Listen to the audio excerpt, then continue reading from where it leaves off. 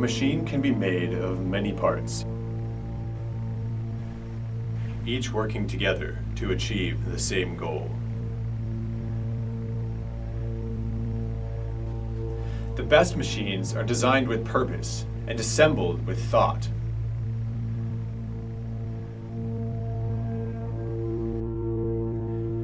However, even the best, biggest, most organized, well-oiled machines can be brought down by the smallest of wrenches in the gears, a pebble in a fan. Rice's cereal dispensers are that wrench, that pebble, in the great machine of Rice Dining Services.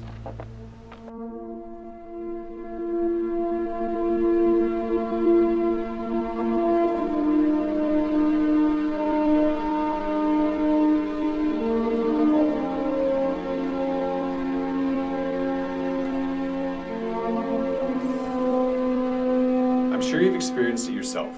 Walk up to one of the cereal dispensers in the servery on campus, Nature Valley granola, perhaps, or Cinnamon Toast Crunch, and pull the lever down and a few grains fall into your bowl, and then nothing. You pump the lever in desperation and maybe coax out a few more, but your bowl remains hopelessly unfilled. Maybe you punch the dispenser hoping to joss the cereal free, or pick up the knife left for students like you next to the dispenser and scrape the cereal from its depths. Or maybe, pressed for time or annoyed by the effort, you leave with a bowl part full, defeated. This phenomenon is a function of the design of the valve-like mechanism which controls the outflow of the cereal. When the mechanism's lever is actuated manually by the user, the cereal accelerates downward through the outlet nozzle due to the pull of gravity. For finer-grained cereals, this mechanism poses no problem.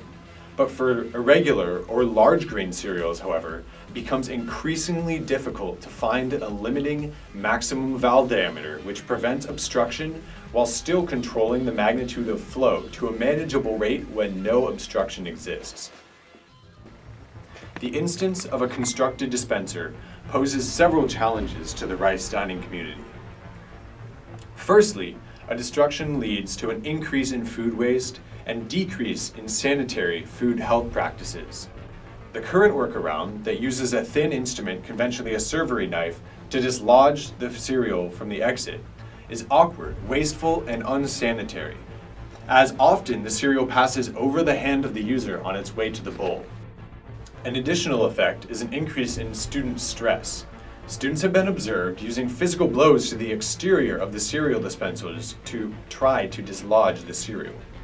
This is significant because, as demonstrated in Bandura's experiments in the 1960s, exposure to just temporary violent stimuli can elevate general levels of violence and aggression, even surpassing the intensity of the initial stimulus.